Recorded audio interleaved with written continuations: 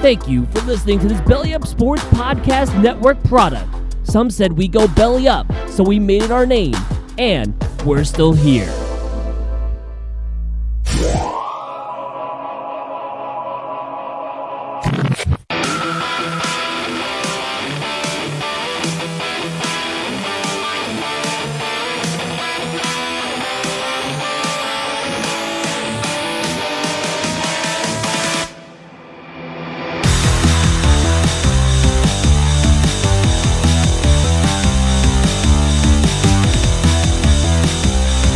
Welcome back to another astounding episode of the Scoreboard Addicts podcast. I'm Nick, and with me, as always, is Anthony the Rook, TJ, who is hammered, and our intern, that way, Sal's over there. Stat Guy Sal in the house. How are we doing, boys? It's good to be back. I feel like this, I don't know, I know we were together last week-ish, kind of. I wasn't in my normal spot, and I felt so uncomfortable. On location, that it just recording from a hotel never feels good. Nothing like being back in your home office. But you know what, Nick? You look good. Nice plaid shirt, nice cowboy hat. You look good. You look good today too. No cowboy hat this week, though. Look at that. I don't know who's younger right now, TJ or Sal, because they're both baby faces right now. I don't know. Cleanly shaven. Yeah. But here we are. We're back again. It's always nice to be back with you guys. I will say this before we get started because we do have a topic. So last week, me and Nick were in Nashville. We had promised that we would do content. Well, we also were in Nashville for a bachelor party, and that's why there will be no content from Nashville. Because what happens in Nashville stays in Nashville. Yeah, it's amazing. I can create content when I'm in another fucking country, but you guys take an hour and a half flight and you can't handle it. Man, the fuck up. It wasn't about the flight. How much trouble could you have gotten into? Yeah. How much trouble would I have gotten into? I would say you were with your wife. How much trouble could you have gotten into? A lot. I had a babysitter, so it was kind of like if I do something stupid, it ain't on me. The stupidest thing you did was go surfing. I was amazing at it. Kiss my ass. I'm not saying you weren't. I'm saying that was the stupidest thing you could have done. That's not true at all. The worst thing that could happen to you is fall overboard. Yeah, that's pretty fucking bad, especially when you're, sleeping on the 10th floor. Nah. It's water. Yeah. The worst thing that happened to us is I lost our key to the hotel. Well, I didn't lose it. I mixed it up with someone else's. So yeah, but we didn't realize it till like 3:00 in the morning when it was time to go to sleep. So I had to wait at the lobby. But the funny part about it is the elevators were glass. So the entire time as I'm going down like this, just waving to Nick. And Nick is like fuming. I'm simmering. He's all right. So mad. I'm just sitting there. No, the best part was we get back to the room. So Rook went back to the room in the middle of the night, like to go get cigars for everybody. And he wanted to put on his cowboy boots. And he wanted to get a hat. So he goes to the room. He comes back. He was the last one in our room. We finally get into the room and there's porn on the TV. Did you order it or did you stream it to it? I said, dude, what the hell were you doing? Now, to be fair, I was watching a movie on Showtime. I can't remember what it was because we were drinking that much. But when we got back, it was Skinamax was basically on. And he's like, why would you order? Two different channels. You're already caught lying, bro. bro. It was like the Skinamax, the Showtime Skinamax. You know what I'm talking about? Like that, like, what is that? Like B-movie porn, basically. Softcore. Dude, you were watching Spank Revision because you were away from your wife for a weekend. Okay, there's no shame in it. You rub one out real quick. I was watching Shutter Island. That's what I was watching. Shutter Island with Leonardo DiCaprio. Yeah. All I know is that the lotion shut the porn off next time. The lotion was a little bit less than it was when I left the hotel room. Well, I will say this about glass elevators. We went on a cruise in our early 20s with a bunch of friends, right? And I got absolutely ossified, and I thought it was a great idea to run back to the room. We were all hanging out in the library part of the ship right next to the glass elevators because all the bars were closed. It was like 3 a.m. And I thought it was a great idea to run back to the room, put a robe on. Underneath that robe, I was wearing my wife's bikini top, and I rode the glass elevator about 10 floors up and down, just opening it up and dancing. And it got a laugh on our floor and then horrified like 12 other floors. The only thing missing was that, Buffalo Bill music in the Silence of the Lambs. I thought you were the goodbye horses. I thought you were going to say the only thing missing was the glass elevator going through the roof and you owning a chocolate factory at the end. No, I was literally muttering to myself, "Would you fuck me? I'd fuck me." I thought you were going to do like the cable guy when he was like rubbing his nipple against the.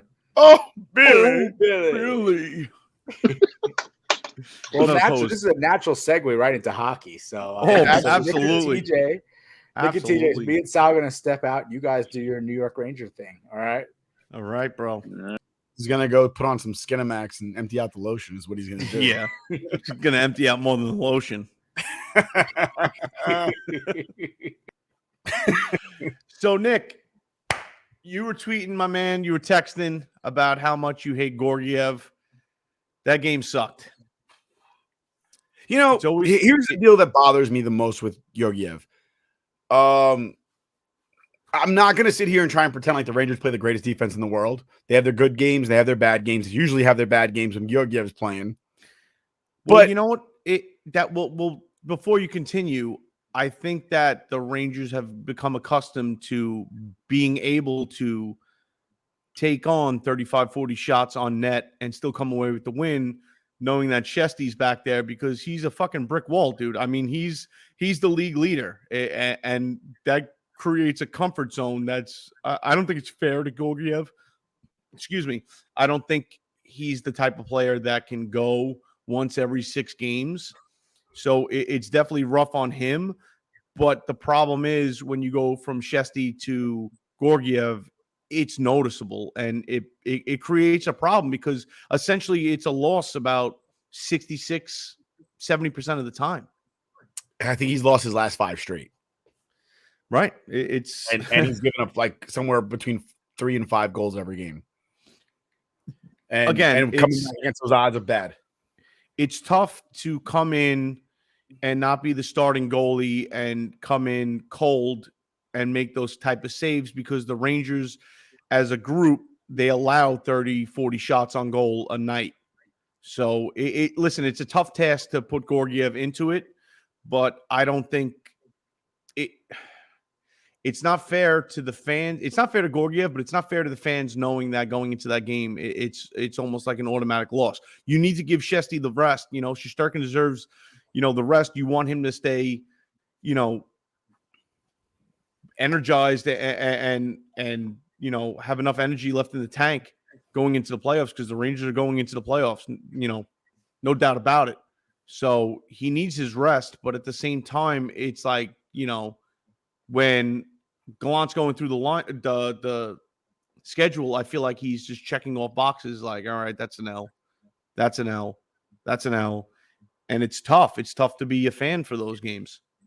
It really is. The only thing I don't like is the Georgiev apologists that, they blame everything but him. And I'm like, listen, the guy still can't win a one-on-one. If he's in the net and it goes to OT or shootout, whatever, I know we are going to lose. Yeah. Like, I think he's won 1 shootout his entire career to this point. And then I hear other people sitting there going, oh, well, how could you expect a guy to sit for X amount of days and then come out and be hot? That's his job. Yeah. That's his job. He could play 30 games in a row. He still couldn't win on breakaway. Like it's just like, then let him go someplace else and be a starter every game and see what we got there in that sense. But to sit there and try to say, oh, well, he's coming off being cold. He hasn't played X amount of games. That's why. Then go away. They're like then you serve zero purpose. If your goal as the backup goalie is to lose games and then blame the organization for not playing you over arguably the best goalie in the NHL right now, which is really not arguable. No, it's not even arguable. I'll say arguably just because he's so very young, and there's going to be somebody that goes, wait, there's a veteran that's 10,000 times this better. season, he is hands down the best goalie in the league. I agree. Aside from winning, what is it? What's the goalie award? The Vezina? Vezina. Aside from winning the Vezina, he's definitely a candidate for the Hart Trophy. I mean, if he's not the most valuable player in the league, he won't get it just because he won't get it because of goals, because he doesn't score goals. I mean, that's what it comes down to. I get it, but that save percentage, especially through the first, first 52 games of the year, I think only one other goalie through 52 games in a season. Correct. He's number 2 on that list. Through 52 games, he's number 2 on that list of all time. That was set in like the 70s, I think. Yeah. But I mean, think about how long hockey's been around. No, I agree with you. But what I'm saying is that it's like a pitcher winning MVP in baseball. No, I get it. I understand. But this season, there's a lot of guys racking up the goals, and it's pretty widespread through the league. I mean, you got Kreider. I think he's number 3 or number 4 on the list right now. 38 goals. Yeah, for most of the season, he was number 1 and number 2. So I think it's pretty widespread with the goal scoring. It's going to be hard to give it to a goal scorer. I think the standout for a position player for the season so far is definitely Shesterkin. I agree with you, but I just know how the NHL is. He's not going to win it. They're going to give it to what's his face from Toronto. Who? Name escapes me right now. I got you. But I mean, yeah. It's tough. It's tough to run down that schedule. I mean, I think the game to start Georgiev would have been against the Devils rather than the Wild. The Wild's a good team. The Devils suck. Let's face it, they're awful. But I'm not drugging along. I can't make those decisions. I did see somebody pose out there. Austin Matthews. Yes. Sorry about that. Well, he does have that awesome stash, so you can't take that away from him. I did see somebody pose out there that if Fleury is out there on the block, how much is it worth for a rental?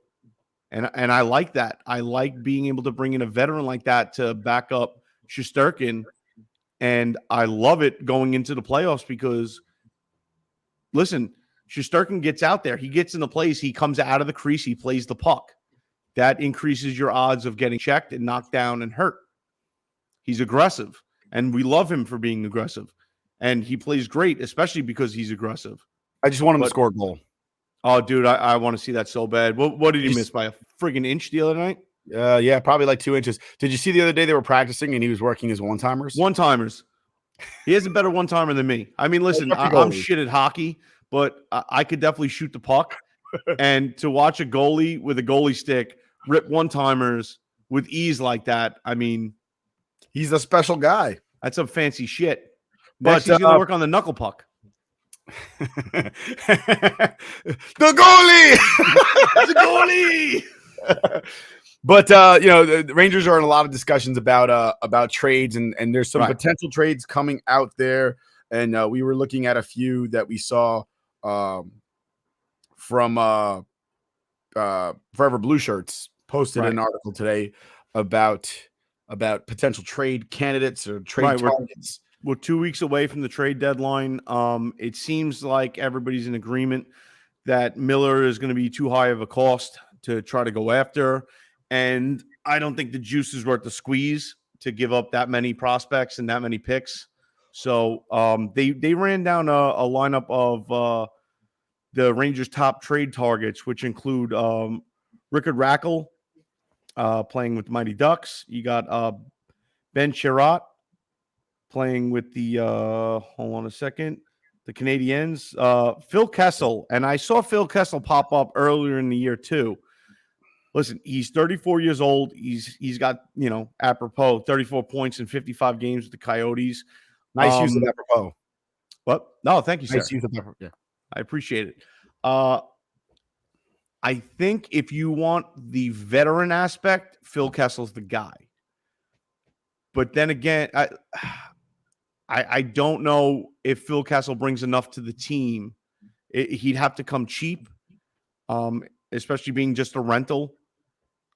But I think that grizzled veteran, if you're looking for that grizzled veteran, somebody's that's going to get the team through, somebody's just going to come out. I mean, the guy lives and breathes hockey. So if you want that veteran aspect, I think he's the guy to key in on. Max Domi, I actually found interesting. 27 years old, still a young dude. Son of Ty Domi. Yeah, son of Ty Domi, who is hands down my favorite heavyweight fighter in the NHL. Okay, met Ty Domi when I was a kid with my father. I believe he was suspended at the time. Did he he walking around the garden? No, dude. My father walked up to him, said, "Hey, Ty, big fan. Any chance you can take a picture with my son?" He looked down at me, gave that fucking smile, that sinister smile that he always threw out there when after a fight while he's skating away, and picked me up, threw me on his shoulder, and fucking took a picture. Like dude, I mean, all-time pictures. That's one of them. Unlike Paul O'Neill, who ignored you. Paul O'Neill was having a bad day apparently that day during the 96 ticker tape day parade. I got a ball signed by pretty much everybody else on that team except Paul O'Neill. I swear to God, I'm going to track him down one day. He's going to be in like a fucking farmer's market and be like, dude, you have to sign this shit. Sign this now. You denied me as a child. I'm a maladjusted adult now because of you. I could buy a house with this ball. Okay. But I need you on it, man. We got to be a team here. But, yeah, dude, I like the Max Domi one. I like the Max Domi one as well. Unlikely, because who's the GM over there at Columbus? John Davidson. And is he going to help the team that just freaking axed him? I don't think so. But then again, John Davidson's a pretty loyal guy, and he was a Rangers goalie, professional. So I wouldn't count it out, but it's not high in the ranks. Other than that, you got Mark Giordano for the Kraken and Callie. I don't even know how to say this. There you go. But both of them very low on the point scale. I don't know what they bring to the team. I don't see it happening. And then we the other guys that are on the radar that we're talking about. The other, obviously, JT Miller's on the radar, right? So JT Miller, but he's on the want list, but not likely. Same as Riley Smith, who has played for Gerard Gallant in the past, now playing for the Golden Knights. 37 points in 54 games. That would be a great pickup, but unlikely. I love the Arturi Lehkonen. Yeah, I love it. That was dude, that would be. I saw it. I was like, ooh, I like that. I think I would take that over the JT Miller. I mean, I see him as potentially being a better asset going into the postseason. But I mean, what the fuck do I know? I pick up garbage and I sit here and I drink and I talk to you guys. Sounds like you know the best of life. Oh, I have a great time. I have an absolutely great time. I'm not trying to downplay it, but I'm not getting paid to. As they say, don't be nothing but a good time. One name I saw on the list that I did not like, Nemesnikov. We just had him. I agree. Like, really? We're going to give up shit to get a guy we could have just kept? Right. Are we really doing that with him and JT Miller? I'm not a fan. I don't like it at all. But it's those are the same voices that are sitting there still questioning, oh, why would we give up Buchnevich? Because there's a fucking salary cap. I mean, it's like if you go to the store, right? And you say, hey, I really want that T-bone steak, but holy shit, it's a $16 steak and I have $4 in my pocket. Guess what? You don't get the fucking steak. You get a hamburger. That's simple. It's simple economics. It's numbers. It's dollars and cents. And unfortunately, Buchnevich had to go. And he's a great player, a phenomenal player. But look at that team and what we had when we gave him up.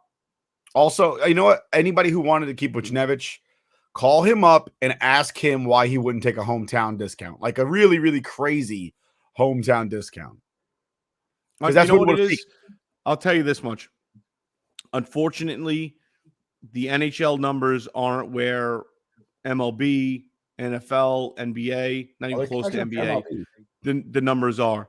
So, I mean, when you have a salary cap that low in the NHL and your top guy is only probably getting $9 million a season, everybody else falling by the wayside has to try to collect as much cash as they can because it's a fucking contact sport. Moving on. The Rangers have St. Louis coming up on Thursday. Saturday they play Dallas. And Tuesday they'll play against the Anaheim Mighty Ducks without Charlie Conway, their captain. Let him make the first move. Those are all three games that they should win. Yeah, I agree. And I like this portion of the season. I like when you get the mix of teams that you normally don't play. You get outside your division. It definitely tests your mettle a little bit. Whether the team is good or not, you're playing against guys that you haven't seen or maybe seen once so far this season, like for an example, the Blues or something like that. But it definitely mixes it up a little bit. It changes your strategy and it gets you on your toes. You know what I mean? You have to come into that game ready to skate, ready to shoot, ready to pass, and ready to bang bodies. So bodies. if you can win across the league, especially against teams that you don't really see too often, that means you have a pretty damn good game plan going into the playoffs. All that being said, we've got guests for tonight. Obviously, we'll be knocking out some WWE trivia. And I heard that our guests are here. Tonight, we'll be welcoming back Matt. What's that stain on your shirt, bro? Matt from the Squared Circle. Nice shirt, Matt. What up, Matt? You too, Nick. For those that can't see it, was that a coincidence? Shirts. And then we have our other guest here. The commish. Commish is back. Yes. Finally, the commish has come back to the Scoreboard Addicts. Thanks you for having me in, gentlemen. Welcome, brother. Welcome. How you been? And we're all right. We're all right. But we're about to start it off.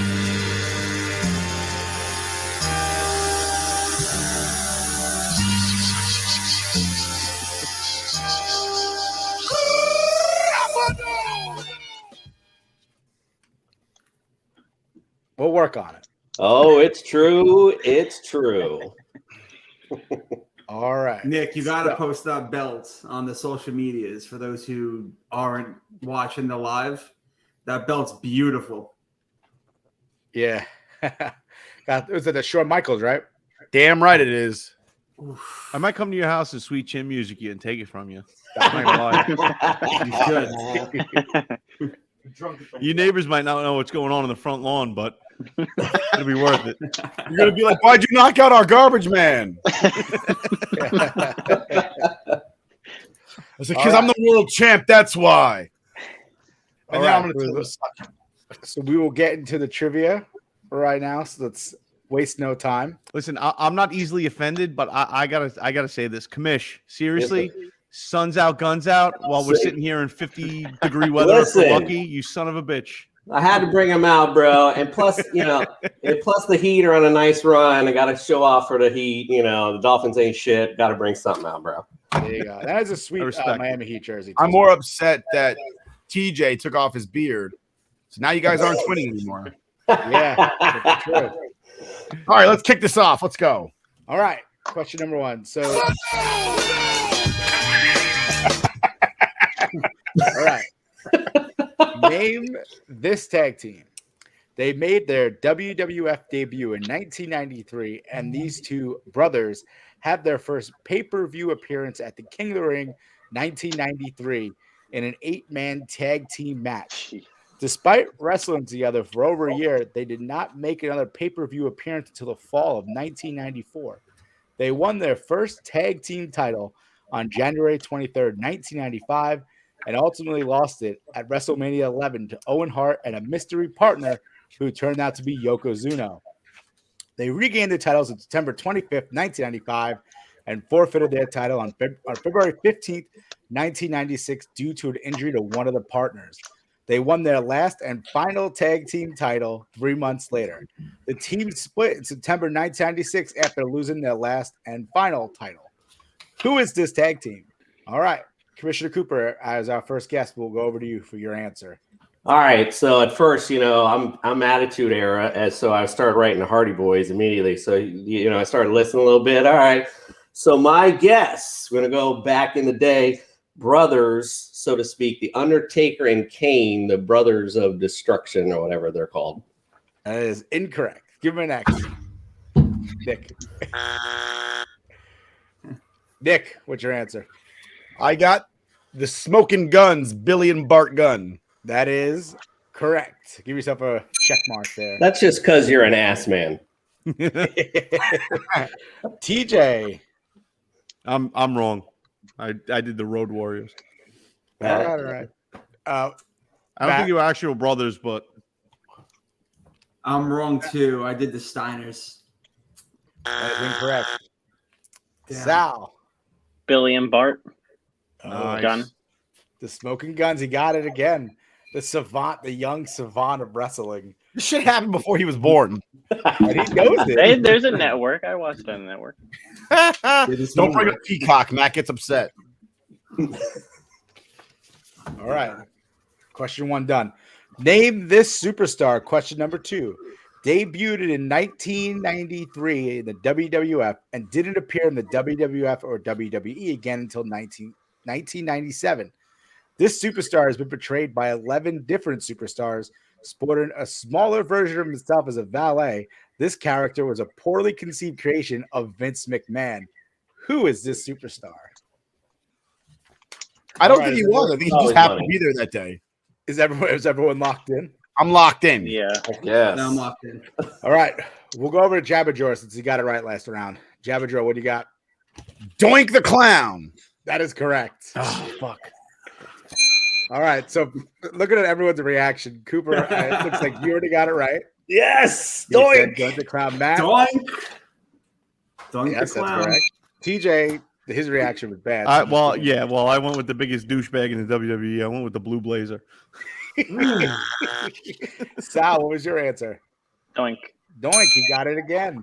And you know what? Doink is TJ's favorite too. That's why I'm disappointed. As a child, he always wanted to be Doink. Yeah. So what The are midget what are version. the points there, Sal? I know you keep the score. Me and Nick have 4. Cooper has 2, and Matt has 2. And TJ would have TJ 0. He should I don't negative know why I 2 show for not getting the Doink. So question number 3. I like these cue cards. I can flick them around and everything. Makes me feel like Steve Harvey. The best part is everyone realizes I'm not actually reading from the cue cards. All right, this is a WWE Hall of Fame question. Which of the following inductees into the WWE Hall of Fame were not inducted posthumously?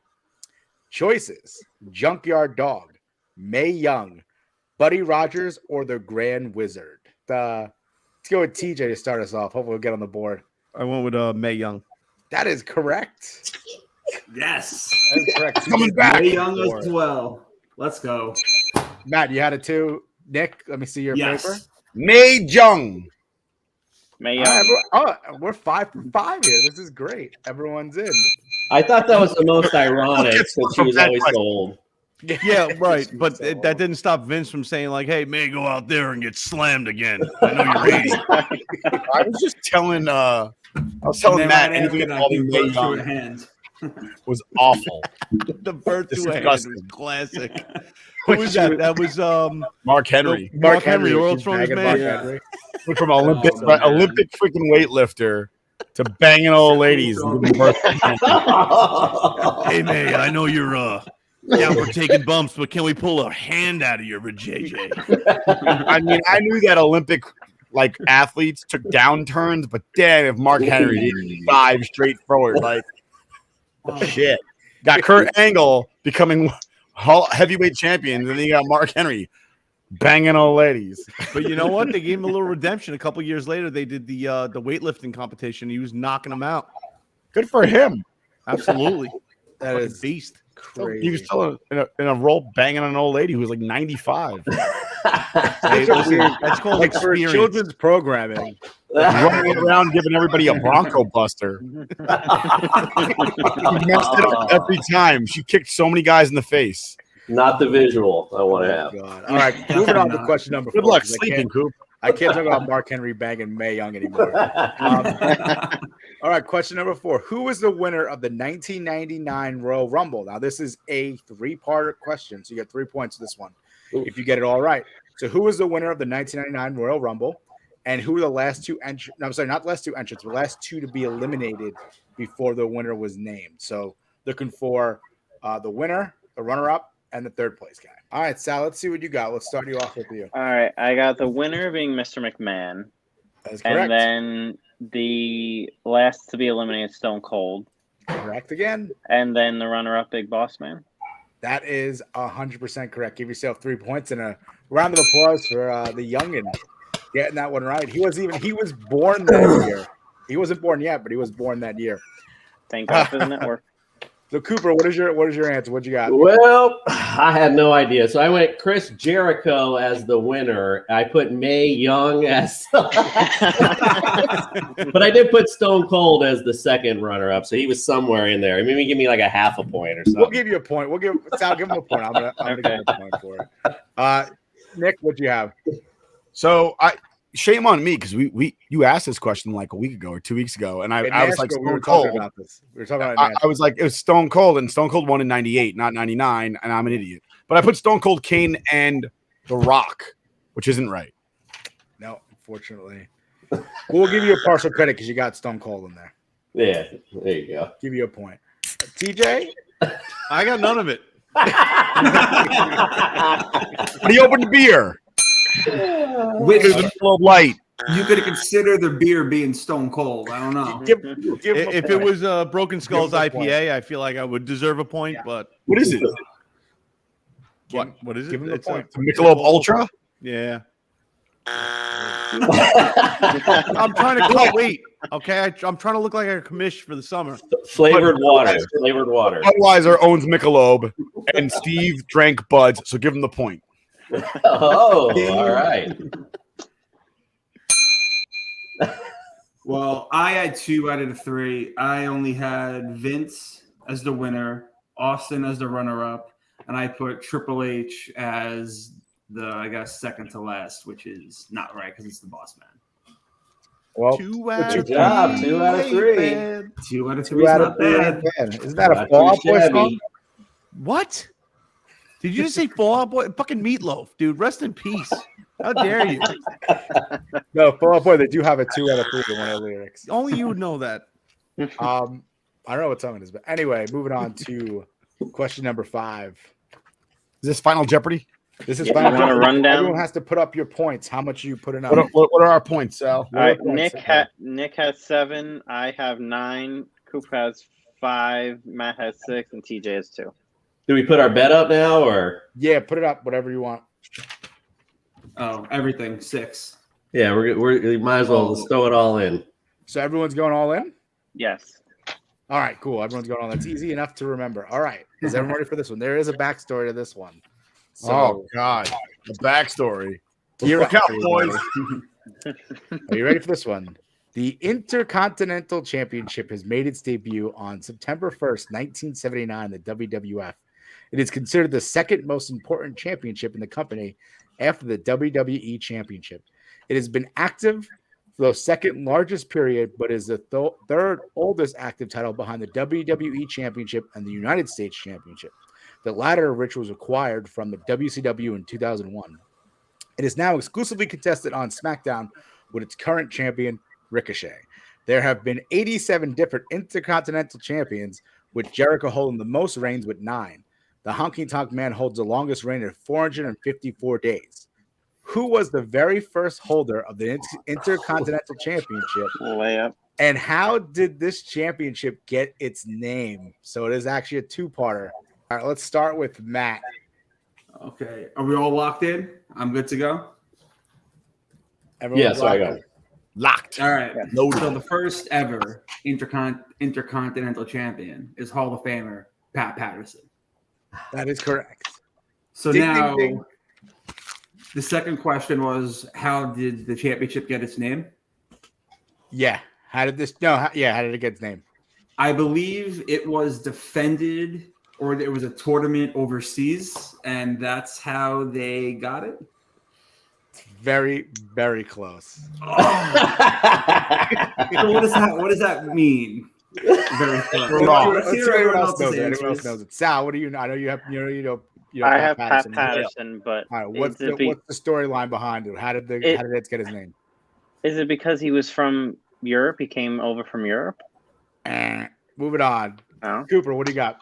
I was wrong. I had Bob Backlund. That's who I had as the.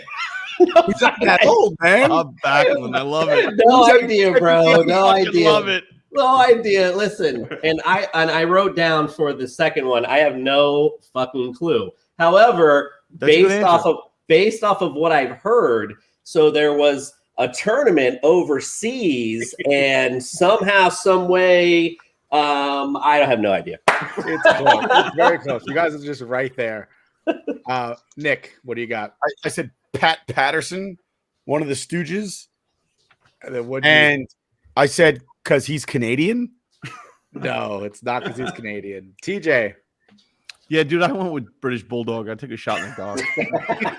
Fucking How way old do you wrong. think he was? All right. So this would all right. We also have a tiebreaker question, which we're probably going to need anyway, because everyone got Pat Patterson.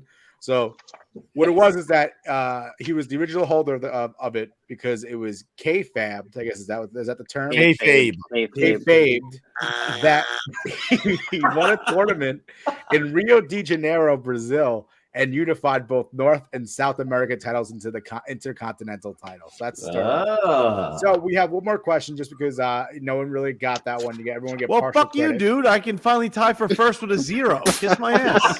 We end it now.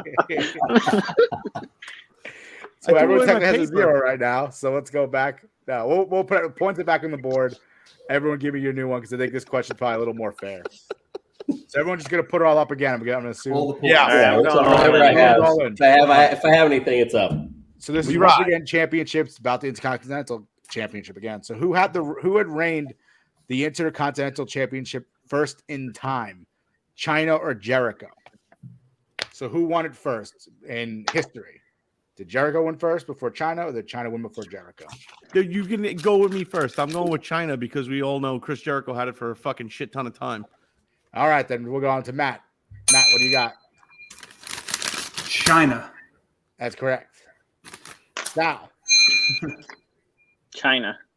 Son of a bitch. Again, Sal. Cooper. And on a good note with China.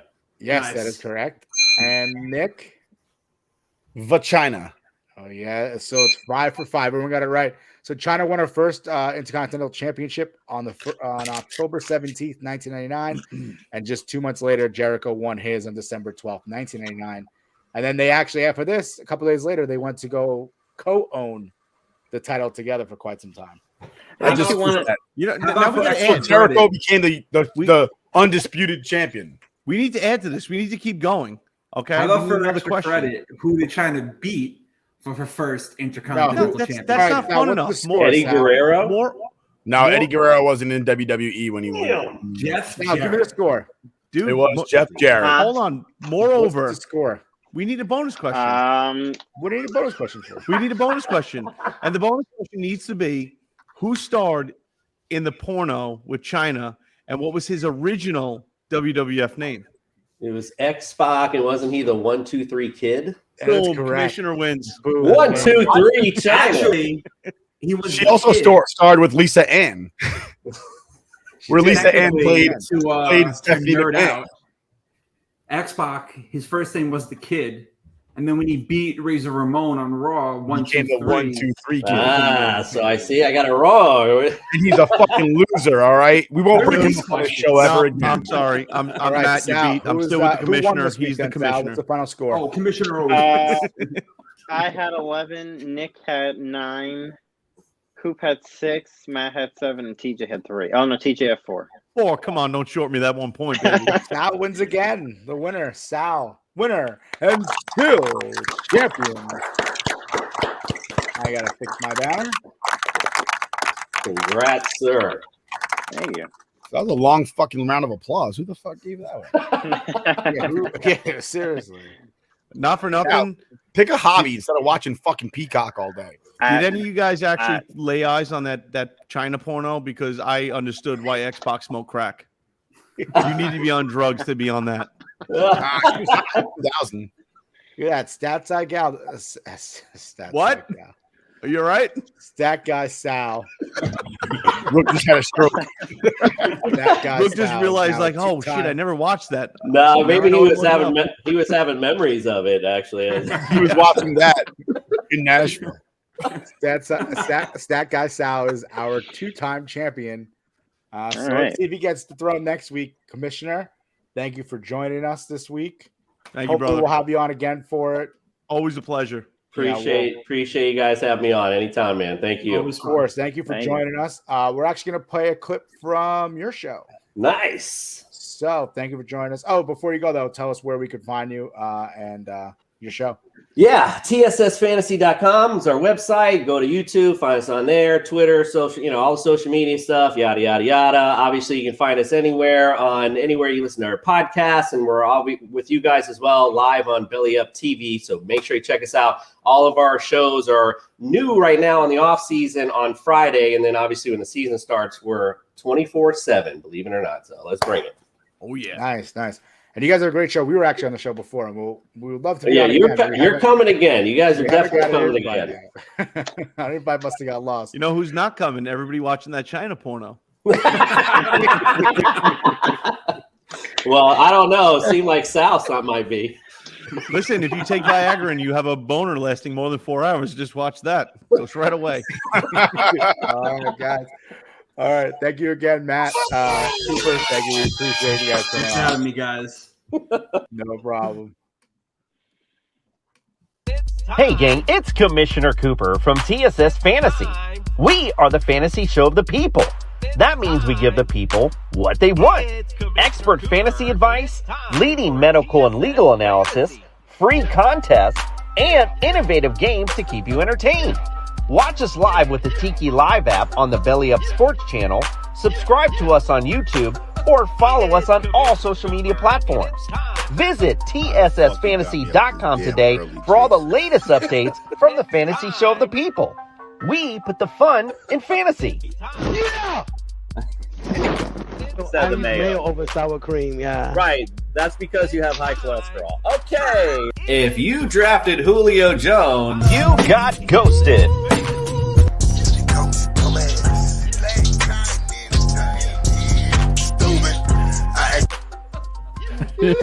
This is amazing. TSS Fantasy is like an orgasm. If I had a cigarette, I'd smoke it. I'm pumped to be here.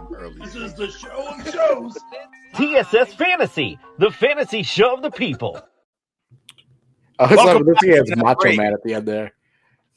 Everybody should have TJ's Macho Man at the end. Yeah, it's really funny. Oh yeah. Dude, I almost Like bought the an cream of the orgasm. crop T-shirt the other day. I seen it. And I was like, oh God, I need this. I'm trying to figure out if Matt and I happened to wear the same shirt, or he saw me wearing the shirt while he was in the waiting room Oh yeah, I wonder if that and was was trying to twin me. Yeah. So moving on. What was the next? What's our next topic after the? All right, so next topic we're talking about NFL. Big, a lot of moves is made this week. Quarterback moves, right? Aaron Rodgers re-signed as opposed to resigning. Everybody said he was gone. What the hell? Yeah, I remember he was going to Denver. That was like the most recent report was like it's most likely his landing spot's going to be Denver. Yeah, but And that being said, for somebody that deep in their career, how do you leave a team that is almost a shoo-in to have a shot at the Super Bowl? You can't do it. I mean, he's not hurting for money. You know what I mean? It's about getting another ring right now, and I don't think he could leave unless he was going to Tampa Bay to replace Tom Brady. I don't see him leaving Green Bay ever. Like he's going to play his last game as a Packer. We'll keep track of that because we'll see what happens. No, I'm just kidding. That being said, speaking of the Denver Broncos, they made a huge trade, I believe today, for Russell Wilson of the Seattle Seahawks, who seem to be in a rebuild. Yeah, quickly into a rebuild. Do you guys think that Joe Douglas broke the Seattle Seahawks? Yeah, I was actually just gonna say that. I think they were just so like shell shocked from getting giving up all those picks. You're getting fleeced basically for Jamal Adams, who really wanted to go into a winning team. You know, it wasn't because of money or anything. He just wanted to go to a winner, and now he's stuck in a rebuild and a losing situation. Where they're talking about DK Metcalf leaving Seattle soon too, getting traded to possibly the Jets. So maybe they're trying to get the those picks back from the Jets that they gave up. Well, they got picks from the Broncos. They got 2 1s, 2 2s. And I want to say a 5. Yep, a 5th. 5, right? And then they got Drew Lock and Noah Fant back. So Noah Fant's pretty good tight end though. So I mean I guess that's good. Drew Lock is your quarterback. I'm sure they're going to draft the quarterback this round, this draft though. I mean, what else could you do here? I wouldn't be able to trust Drew Lock as being the guy at this point. So Yeah, I mean, that's a big move as well. And then moving from there, we have the news of Carson Wentz moving from Indianapolis back to the NFC East, back into the trash that he is, and the rest of the NFC East is. The Washington Commanders traded for him. So now he'll have the privilege of playing both the Philadelphia Eagles and the Indianapolis Colts this season. Oh, really? Really? Yeah. Yeah. He's terrible. I think he's such a bad quarterback. Yes, Sal said so. He said Washington fans are down bad today. They're not happy with it. I wouldn't be happy either. You made a trade for Carson Wentz. Like, that's not the quarterback that we were expecting. If I was a Washington fan, to be getting, especially like him. Remember how, like, I think they need to win one of the last 2 games in order to make the playoffs, and he was horrible both of those games. He lost to the Jags. Yeah, they lost to the Jags. That's right. Once again, I would rather have Nick Foles over Carson Wentz. Yep. And the Eagles. That being said, the Commanders, it could be worse. They could have Daniel Jones. So that's true. That's true. That's pretty rough. So true. And they could be talking about how to sign Mitchell Trubisky while having Daniel Jones. That's pretty bad as well. You know what? Listen, speaking about rough, okay, how about defensive end John Abraham from the Jets saying the Jets should be picking a quarterback this year in the draft? What? Number one, who fucking asked you? Okay.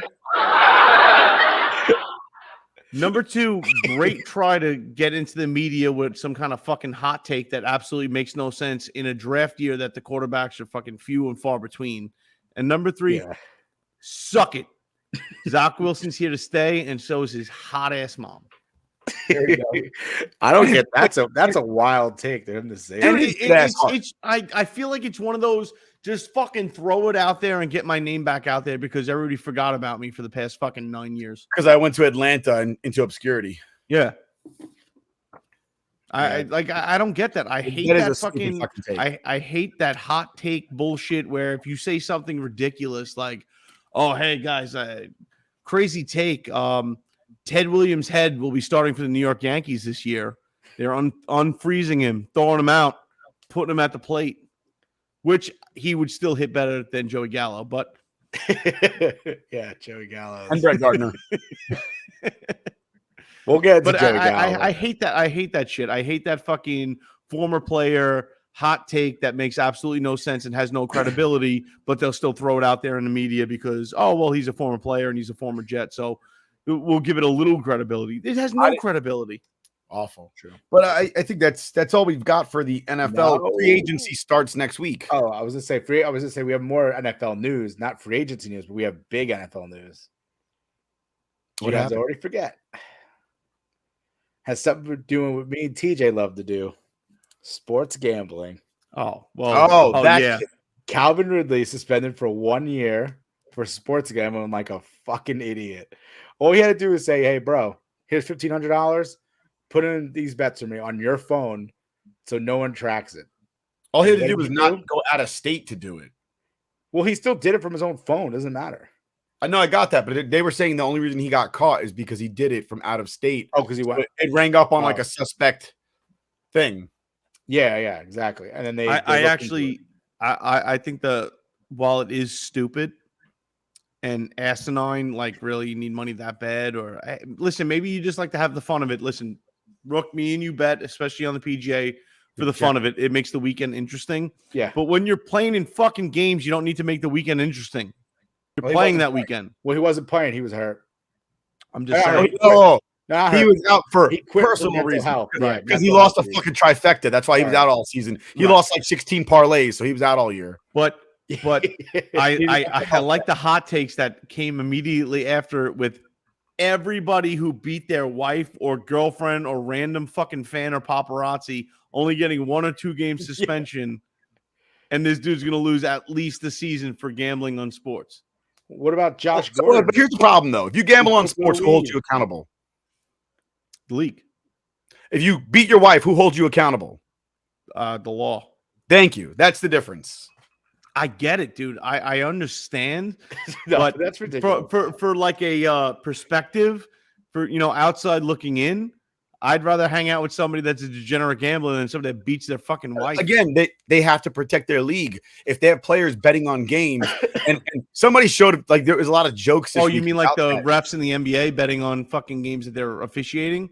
Got you there. They showed the jokes this week were all players making boneheaded plays, and then going, so how much did he put down on this game? Like Deshaun Jackson dropping balls before the end zone. Yeah, but did he bet on his own games? Yeah, he did. Yeah, he bet on the No, Falcons. I mean while he was playing though. No, I don't know. He got caught this year. Right, We but don't then know. he's a non-factor. Hold on. He got caught this year, and that's not true. He's not a non-factor. You don't know what he knows. He might know Matt Ryan's wife is leaving him, and he can't focus on football today. Oh, you mean like Nancy Pelosi selling all her JetBlue stock before Listen, they shut down the country? I'm just saying it fucking happens. I'm not saying it doesn't happen. I'm saying is you can't stop that. Those people are corrupt pieces of shit that make the laws. Like I get it, but it's the still the NFL NFL from making rules to hurt the NFL. Like, come on, man. It's still the NFL, dude. Any given Sunday, it does one Listen, I bounce get it. one You way. guys are big gambleaholics and you have problems. It has nothing You to can't do bet with on the that, sport you play. dude. When you're not playing, it doesn't fucking matter. It does apparently because he just got suspended for a year. That was like one of the hot takes too. Is like, well, Calvin Ridley got 17 games, but Pete Rose is banned for life. It's like those are two different sports. But to be fair, to be fair, MLB, especially back then, like it was in every locker room. Don't fucking bet on baseball. Like that was like it almost collapsed the sport. Right. That was like a golden rule as far as the league went. So I can No understand. pepper, no gambling. The no pepper hurts. It does, dude. You know, it's like no stairway. Denied. I know, especially when you need a little spice on your sandwich. Oh, wrong pepper. No. All right, well, We're moving on. We're on to March Madness, unfortunately. It's the worst time of year. This is the best time of year. I put a bet on a game that was 2 p.m. and it Bunch lost. of basketball games that don't fucking matter. Let's hear about Kentucky. And all right, well, anyway, Coach K retired, and the retirement was spoiled because North Carolina destroyed Duke. You hit the wrong button. Yeah, I got so excited. I meant to hit. They're right next to each other.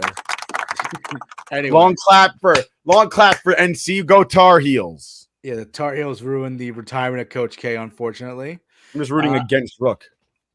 Whatever. Anyway, so we'll see what happens at ACC tournaments this week. It's in Barclays Center. It's going on right now. I think Duke plays tomorrow. They get the winner of somebody. I don't know who. I don't remember who they're playing, but they're playing tomorrow. We have local teams here. Wagner made the NEC final, so they're 1 game away from winning, going into the tournament, and they got blown out by Bryant University. And this is where it gets weird. I know that people are like, "Who gives a shit about Wagner College and NEC final?" But these are where things get weird. Right before the NEC final, the day before, Wagner was doing a shoot around at Bryant University, and the Bryant University students like confronted the Wagner players, like physically, like almost like threatening them. They're after their shoot around. The video went viral. So after Wagner's lost, the blowout loss, they lost like by almost 30 points. It was like 70-43. It was unheard of, just absolutely disgusting basketball. But after the game, the Bryant players start getting into it with the Wagner family, like Wagner players' families. And then next thing you know, Wagner players are fighting the Bryant fans in the middle of like as the game's like as they're trying. It was during the game. It was delayed for 30 minutes.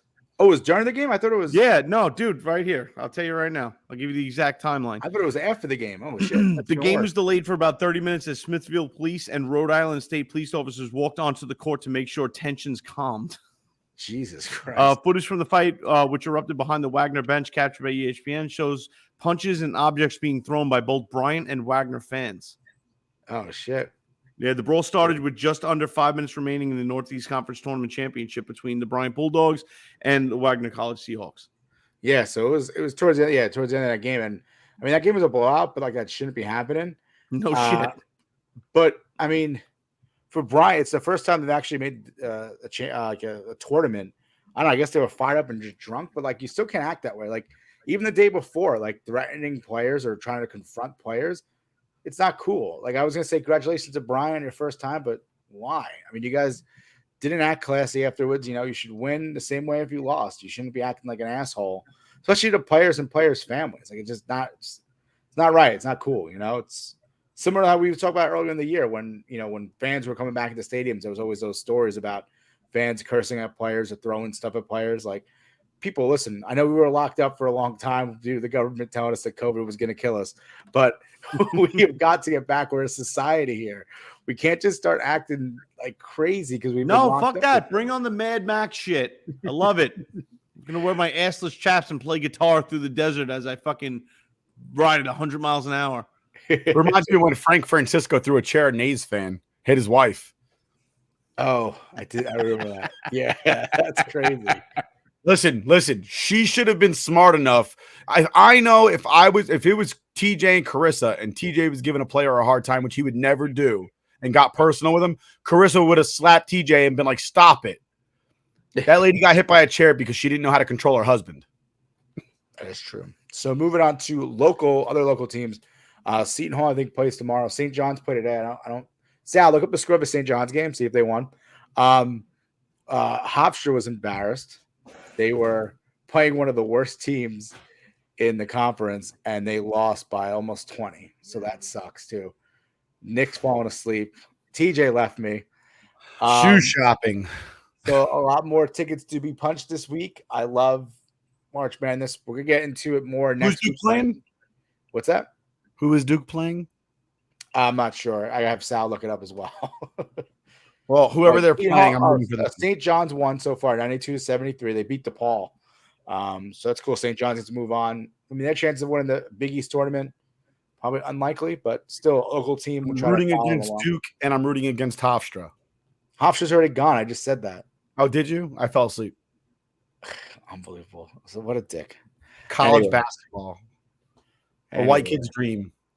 Anyway, so we have more tickets. Wright State had a big win last night. They came back to win their conference championships. And then my last point on March Madness is the Bellarmine is their first. It's the first time they were winning their conference championship, but they're only in their second year of eligibility. The transition period where they have 4 years to transition from D2 to D1. So because they won the conference, it goes to the regular season champion. So Bellarmine will not be in the tournament, even though they won the championship, because they're in this transition period. And Jacksonville State University will be going to the NCAA tournament over Bellarmine. Duke plays tomorrow Syracuse. So let's go Cuse. The Rook versus our buddy Yaz, JJ After Dark. Let's go Cuse. Fuck Duke. Well, that's it for March Madness, but lots of tickets. Follow along with us on Twitter because we will be discussing most of March Madness games. I'm locked into the TV at this point when it comes to March Madness. So, is TJ disappeared? Is he coming back? What happened to TJ? He did. Moving on to real basketball. We might as well bring Sal back and talk a little NBA. I'll listen to this. This is stuff that matters. No, it doesn't. It's the worst. Oh, I forgot to do this disclaimer for Matt. Ugh. So everyone knows why Matt showed up today. Anyway, Sal, talk to us. What's going on? The Nets are embarrassing. Knicks are embarrassing. Well, the Nets last night had a good win against the Hornets. 132-131. Kyrie went absolutely off last night. He was great. He's been great the last 6 games. The only thing is, and I don't know how you guys feel about this, but this whole vaccine thing with him is ridiculous. I think New York is ridiculous. Yeah, no, that's what I mean. It makes no sense. Makes no sense at all. It makes absolutely no sense because if I'm a visiting player and I'm not vaccinated, I can play, but because he's a home player, he can't play. I think it's becoming personal, I think, with New York and Kyrie at this point. But Woj on I think it was on NBA Today, that show on ESPN, he said that there's some optimism that he could become a full-time player at some point this season. So you hold out for some optimism. Is he playing golf? I hope he breaks something. It's all right. Keep going. Ignore him. We have to put this up again because this is what he does when we talk basketball. All right. So still no Ben Simmons. Still no Ben Simmons. You can at least mute it. Me and TJ have to have a debate on what's worse, NBA or golf. Oh, you're gonna lose that one. I probably will, but we have to have a debate. Yeah, you definitely get. We'll have a debate day with just you two going back and forth. Sal, I'm sorry, but your voice is gonna get drowned out over TJ's drunkenness. I know. Yeah, so still no Ben Simmons. Well, when's he coming? I have no idea. I don't think anybody knows because he's having back problems. He has to get in game shape, game ready still. So I'm hoping he's ready for the playoffs. I'm hoping he gets at least 2 weeks in before the playoffs start, but we'll see what happens. I don't know. It's so far the Nets are on the worst side of this trade. Yeah, I would say they may have gotten fleeced as well. Matt just said this disclaimer is ridiculous. No, it's not, Matt. You love LeBron. You live for LeBron, and he destroyed the NBA. But he agrees that he's a flopper and he ruined the NBA. He did. Well, he's Mr. Flopper. Yeah, I'm sorry. The NBA started. And I figured I'd work on my short game. I heard short strokes are your thing. Did you listen? I mean, we're talking about flops, right? You pull out the 60-degree wedge. Got to work on the flop shot. Hey, we let you guys talk New York Rangers for quite some time. We don't interrupt that, all right? I'm not interrupting. I'm just saying I have a fantastic little fucking chip on the green, putt in for one. So Sal, did you see the Julius Randle try to fight? Who is it at the Suns game? He's trying to fight. Oh yeah, I did. What was his name? I saw that live. Yeah, I can't remember his name. I was intern. Get us that guy's name. Oh yeah, he's his segment. He's got to roll with it now. And they went on to lose that game too. That was a heartbreaker. Yeah, no Devin Booker, no Chris Paul, and they still lost that game. And then they went on the next day. 2 days later, they played the Clippers and they blew them out. It's unbelievable. They were up. The Knicks were up to like 20 Cameron in that Johnson. game. Cameron That's Johnson. his name. There we Cam go. Johnson. I feel like he's getting into a fight every week these days. True. Yeah. Didn't he face palm LeBron or something like that? I think it's something with LeBron. And it caused like a big brawl or something something happened. Yeah, he did something too. He's been trying to fight everybody, including the fans. He's just one angry man. World peace. Yeah, he's just one angry little man. Yeah, so we'll see. The playoffs are coming up. Miami right now is dominant in the Eastern Conference. I don't know if anybody overtakes them at this point. So my question for you is the Celtics. They had a good game, a good win against the Nets. Or do you think they're promising for a title here? Or I don't know if I see that. I don't. Definitely, they'll do good in the playoffs. I don't see them as a finals team. To be honest, I mean everybody keeps saying the Nets are going to make it, and I'm just not seeing it until Ben Simmons comes. Yeah, I see it in the playoffs in basketball. True. It's true. I don't think the Nets are making it. The Knicks aren't. The Nets will make the play-in. They'll make the play-in because they're in 8th right now. They're in the 8th in the Eastern Conference. They just have to play games like they did last night against the Hornets because last night they did really good. And with Kyrie dropping 50, that was impressive. So we need Ben Simmons back. Or we need Ben Simmons to debut at least. You don't need it back. You just need to show up. Yeah, we need him to start playing games here. So we'll see what happens. Once he comes back, they should go on a run. Yeah, I mean, hopefully. I'm a Knicks fan. We're already done. I don't even care anymore. I'm moving on to the next year. I'm on to the draft like I usually am when it comes to being a Knicks fan. Well, they've been doing good. They've been doing good the last few games. The Knicks. I think they won tonight. I think. I don't trust them. I don't blame you. No, especially after the game with the Suns when they were up by 20 and then lost in the last 5 minutes. Yeah, that was a really bad loss. But they're winning right now. Are they? Yeah, I thought they were winning right now. They're up 99 to 75. All right. Against the Mavs. Well, since we have Sal here, we might as well move on to everyone's favorite TikTok sensation. Hashtag does Gen Z know? Nick, cue the music. Here we go. There it is. Does Gen Z know? Yeah. Does Gen Z know? That's the theme song. All right, Nick, you want to go your question first? No, I forgot what my question is. Do you want me to just do it for you then? Yeah, go ahead. Do it for me. All right. So this is a duo, hip hop duo, that had such hits as Bombs Over Baghdad, Rosa Parks. What was the other one, Nick? We had Miss Jackson. Miss Jackson. Roses. And Roses. No more. We're not giving any more hints. Who is hip hop duo? Why do I want to say Salt and Pepper? That's totally wrong, isn't it? Oh, yeah, that's so wrong. He's good WWE and WWF trivia, but not at 90s pop culture. That's barely 90s too. Yeah, it's not even 90s. It's 2000s. Listen, all right. No, their first album came out like 98. I'll give you one more hit because this is probably the most popular song. Is Hey Ya. Hey Ya. Yeah. Sal, you ever shake it like a Polaroid picture? Yeah. Oh, wait a minute. What's the name of them though? He's getting there. Don't Google it. Look at him. He's typing. No, I have my pen in my hand. Oh yeah. Likely story. Introducing, trying out his new name, Coffee Black. I got no idea. What? No. Outcast.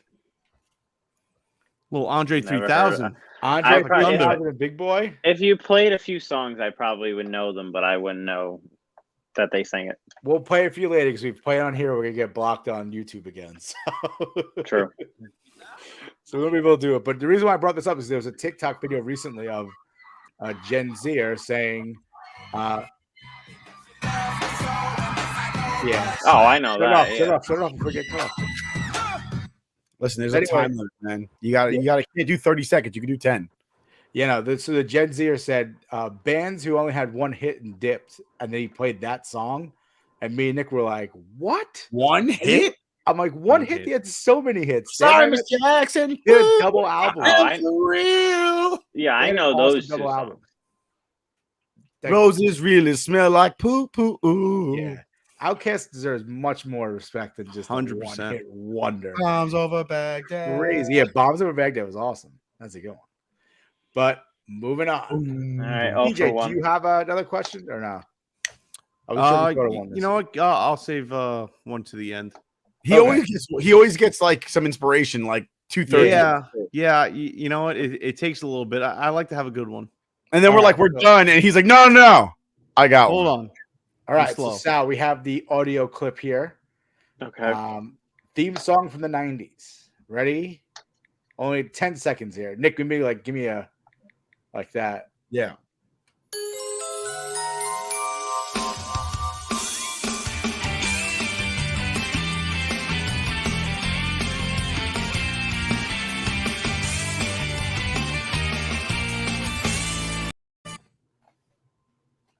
All right. Guess that TV show. This is a tough one because I actually didn't know this was the theme song of this show, but give me a hint. Give me some hints. I'm gonna need hints on this one. Here's a hint. In the opening, she's standing in front of a mirror changing her clothes. It is true. She is doing that. They rebooted the show recently on Netflix. They did, but it's a darker version of it. It's not like as funny. Like Bel Air. Yeah, like the Bel Air one. Drawing a blank. Do you have I wanted to. Oh, Knicks won by 30. Look at that. I just saw the. Wow. Go Knicks. I mean, they will. There we go, Knicks. Thanks. All right, so you give up. You don't want to even. I have no idea. I'm gonna be totally wrong. Here it is. Show you. Here it is.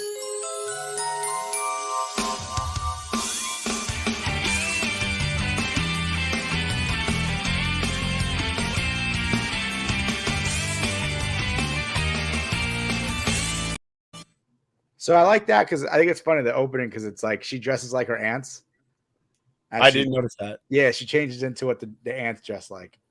So I don't think I've ever seen that show. No, I've Melissa never. Joan Hart? What? Seen it? Do you know who Melissa Joan Hart is? I've heard of her. How dare you? More of I've heard of her. Like it's like Outcast. You guys just disrespecting Breaking my 90s heart. greats. She was on Melissa and Joan Joe. Hart. Outcast. What else was she on? Clarissa Joan explains it Hart. all. Yeah, Clarissa explains it all. Oh my Joey and god. Melissa, or Melissa and Joey. I can't remember the name. It was one of the two. That was later on. Melissa and Joey was like in the 2000s. She was also on Drive Me Crazy. Is that the name of the movie where she's like ugly? But Yeah, you drive me crazy. Yeah, she was in that one. Drive Me Crazy with what's his face from Adrian Entourage. Grenier from yeah. Entourage. Montage. Yeah, where she's ugly and like she's a reporter or something. No, that's not that she's one. not ugly. Oh, I You're thinking about she's all that. No, it was like where she goes undercover as an ugly girl. I could have sworn. I don't think that's a movie. That's not Drive Me Crazy. That's for sure. I don't think that's a real movie. Which drive me crazy then. Where they decide to be prom king, prom queen, their neighbors or whatever, and they fucking he's like an outcast and she's like a goody two shoes and It's whatever. like the opposite of what do you call it? Isn't it the opposite of like she's all that? Pretty much. Yeah. But it ends really like sick, where essentially they find out that their parents are dating and getting married, so they're going to be stepbrother and stepsister, and they're like, yes, we're still going to fuck. Ugh. every porno ever. Oh, she's in Can't Hardly Wait. She's the yearbook girl. Like, these are memories. Yes. That's why I'm like, she's right. ugly in some movie. Right. She is in that one. She's like braces and She she's was these are ugly, memories, nerd. people. No, Well, that's it for Does Gen Z Know, unless TJ has a question. I do. Oh. I do. This is going to be a visual one, so it's going to be tough, for the Spotify audience and whatnot. But Sal, what Yes. popular dance from the 90s am I doing? It's so bad. I'll do the beat behind it. Dun, dun, dun, dun, dun, dun, dun. That sounds like Kurt Angle. Macarena? There we go. Wow. All right. Well done. Macarena. It's terrible dancing too. So like I think you do that was great. Fuck you, Horrible dude. music I'm goes to white. horrible dancing. If anyone I had a bad week Spotify this week. or Apple Podcast, that was horrible. We Dude, apologize for that segment. suck it. Let's We see are you sorry. break something out yourself, Rook. What do you And want? not your dick. We know you already watched like 3 pornos in a row. Unbelievable. All right, moving on to the MLB Lockout. Sal, I know you've been following this on the All Belly day. Up Baseball social media account. So we'll I've get to been you. following on. Yep. We'll leave you here, but let me just give a quick update. They're still locked out. Yeah. It's basically the only update we really have. Besides, From when I- all the- the Hold on, last- no, there is an update. Time out. There is an update. go ahead. So, Rook, is it not true that before the lockout, everything the players were asking for, the MLB essentially conceded and gave them, yet they still don't have a deal? So yes, we talked about this before, TJ. So what was it? John Passan? Joe Passan?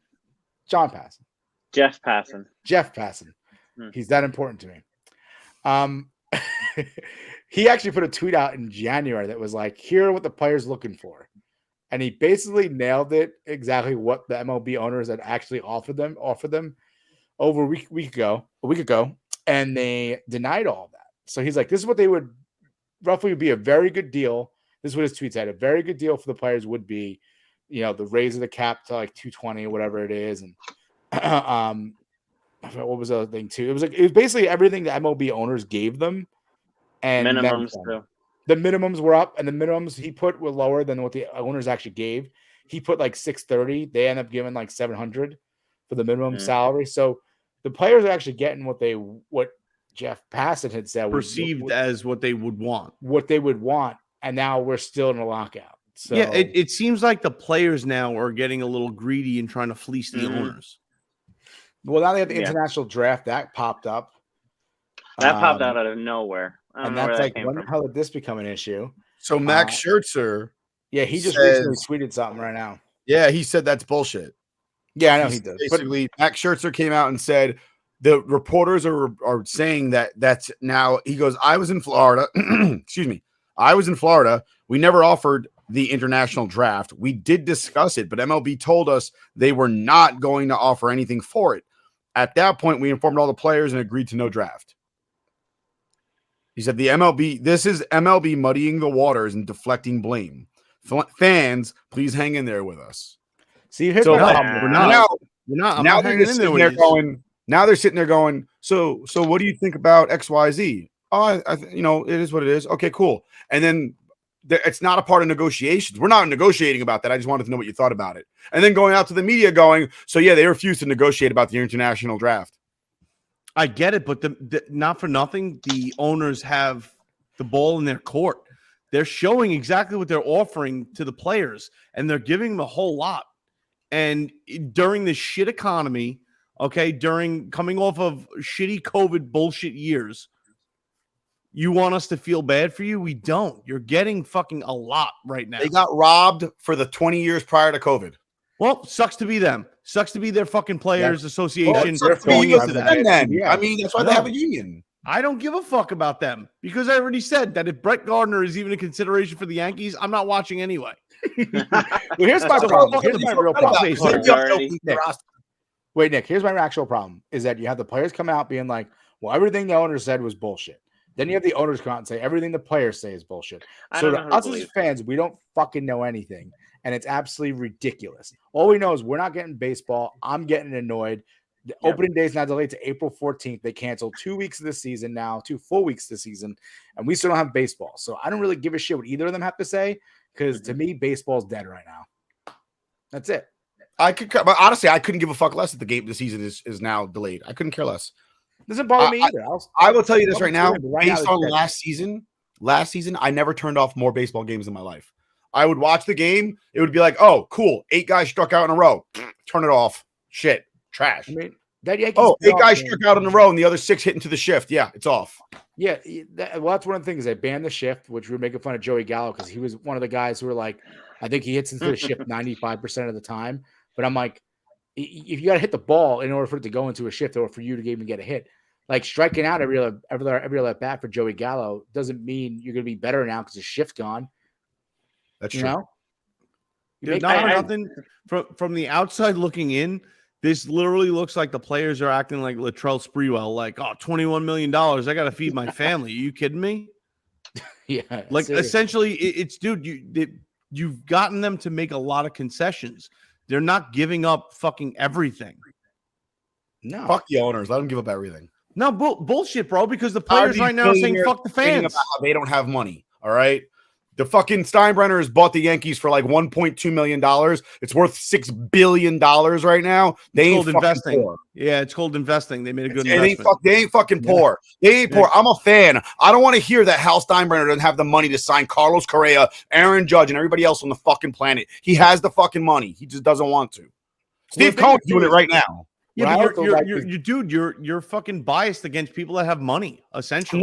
I'm not, because Steve Cohen's doing it right now. He'll buy everybody if he needs to, because he doesn't give a brand new owner. He wants to win forever because he wants to win. He wants to win like George wanted to win. That's it. I want to know that wants to win. You know what? When fucking the Steinbrenners get involved in a Ponzi scheme and make a shit ton of money off of it, and then try to deflect that they weren't involved, and also get banned off the fucking stock market with all their fucking companies, you come talk to me, because right now that guy's using stolen money to buy these fucking players. So why don't you learn how economy works and business works and fucking stolen money works before you want to throw other people's money around?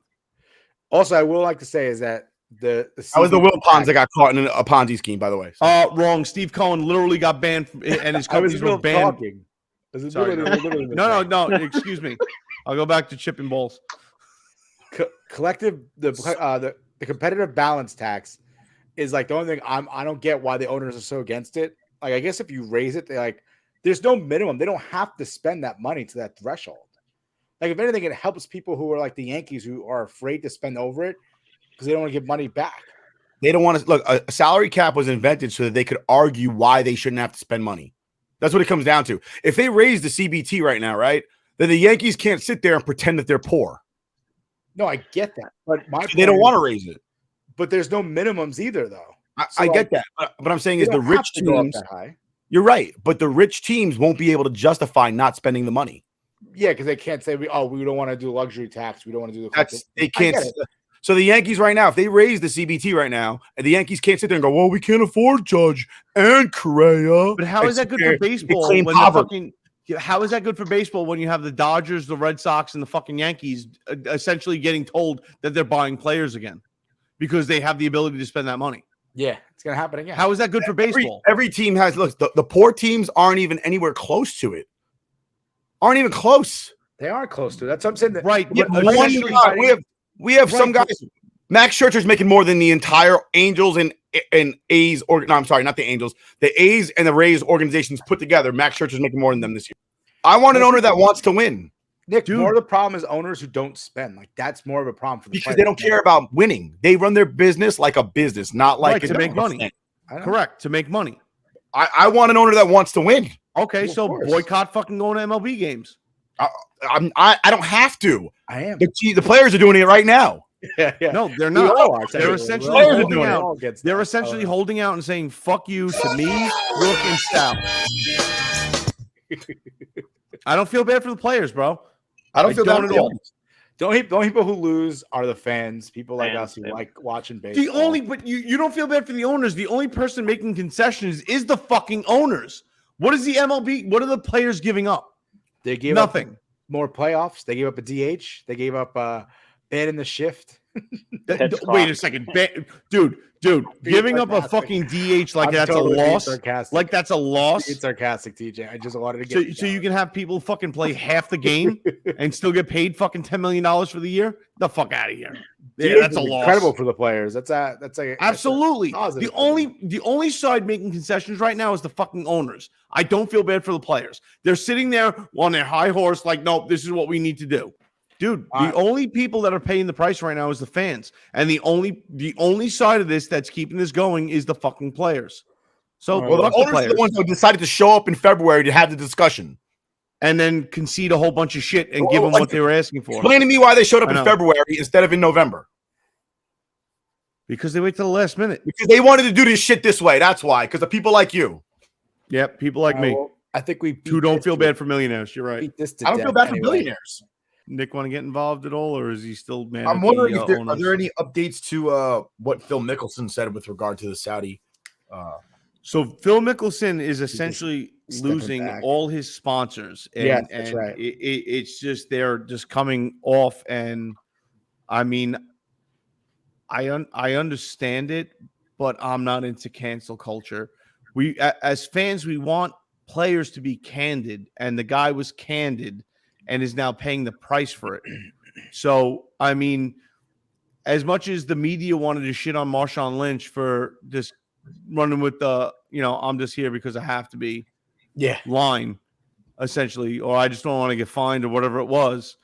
It's the safest thing to do. It's the safest thing to do. Like, the guy is candid. He says exactly how he feels. Whether it's right or wrong, that's not for me and you to judge because it's fucking how he feels. He's giving you his opinion, and now he's paying the price for it. And you got a lot of people around the PGA Tour talking about, will he be allowed to play? Will the PGA come down and levy a suspension against the guy?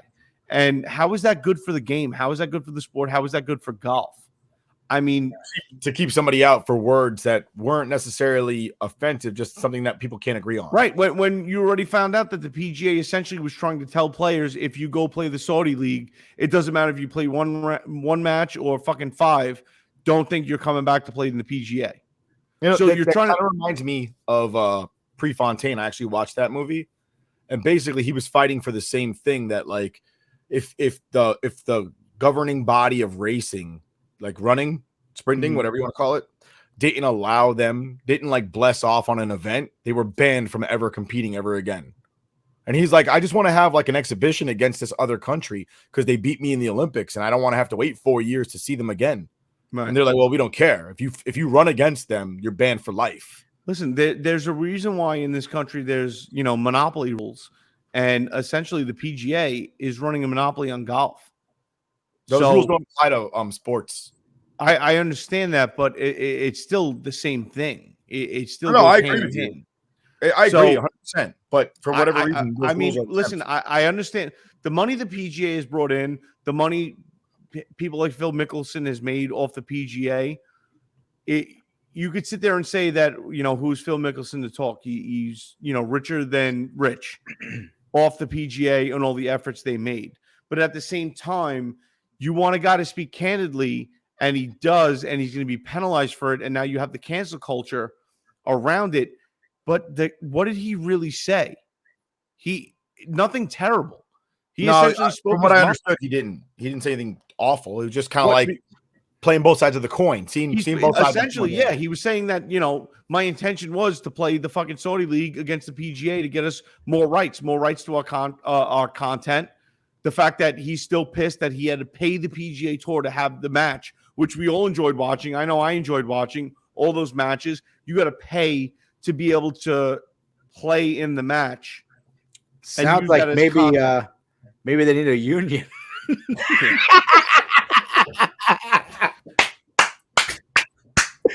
Listen, he walked right into that one, bro.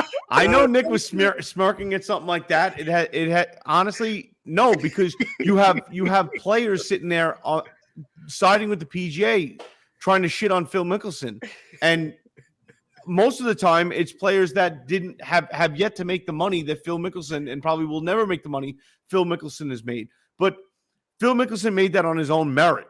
I mean, that's because those players are bootlicking. Let's be honest; those players are hoping to take Phil Mickelson's place. Right. They're siding on the fucking easy street. Let me not say anything fucking wrong, because it's already been shown that you get punished for speaking candidly. You get punished for saying your opinion, whether it's popular or not. Okay, Phil Mickelson got shit on for giving his opinion that I'm going to move from California and move my brand from California because I'm sick of paying fucking 38% tax on everything I win. California didn't help me fucking win these matches. It's my hard work, blood, sweat, and tears that goes into winning. Why am I giving 38% away to California? And he got attacked for that. No one fucking likes to pay taxes. The worst thing that Phil Mickelson said was he played into the fact that essentially what we all think about Saudi Arabia, that they killed that reporter Khashoggi. And does he really want to take that money because it's blood money?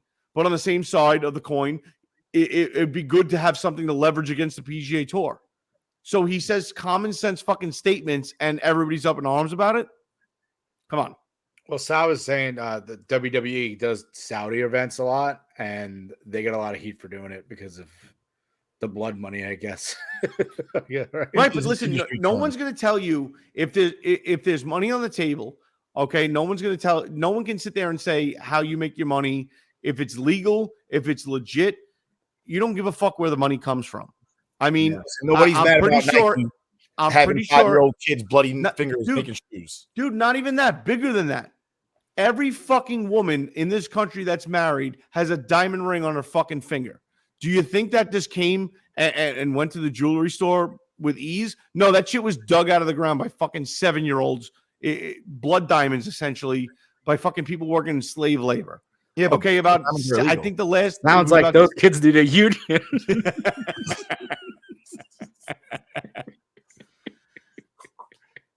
We need sharper tools. We're joking around about the wrong thing because I feel for those people. But at the same time, not a single fucking woman in this country rocking a fucking 4-carat ring on their finger is going to be like, oh, but yeah, I'm so against, slave labor. It's like, yeah, well, that fucking ring on your finger says different. Okay? It's end of the story. Money talks and all the bullshit walks. No, so right. I tend to side with Phil Mickelson on this. But the heat's coming because the PGA has a monopoly on it and they have the ability to do it. So they're going to do it. And they're going to teach everybody a fucking lesson. Listen, wrap it up. Phil Mickelson is good for the game of golf. And trying to bar him or ban him or keep him away, especially after the guy just won the fucking or came in second place for the PIP that they put out there. He brings eyes to the game of golf. No, he definitely does. He's definitely one of those guys that who's good for the game of golf? Thomas Doyle Jr. is good for the game of golf. That's not true at all. I'm all for he talks about it on this show and brings it to the eyes and ears of millions. There are literally hundreds of greenskeepers that will say different after I leave fucking monster divots around the fairways that they have to then repair from throwing your clubs. Not just that. Just I'm a big chunker of the ball, so I suck. But I mean, listen. When Phil Mickelson's wife was going through breast cancer, right? I forget what tournament it was. Forgive me. But when everybody else was walking away from the tournament, Phil Mickelson stayed for 2 hours signing autographs. You can't say he's not good for the game. You can't say he's not a fan fucking favorite. The guy's a stand-up guy. He's a money guy, though. So you can't fucking fault the guy for trying to play whatever he has to play to make more money for himself. We're all out there to make money. Yeah, I mean, I don't hate Phil. Listen, I love Phil Mickelson, so I hope it turns around for him. I don't appreciate and I don't respect the players that are very quick to side with the PGA and turn on him because he made candid statements. He has the fucking right. It's called the First Amendment.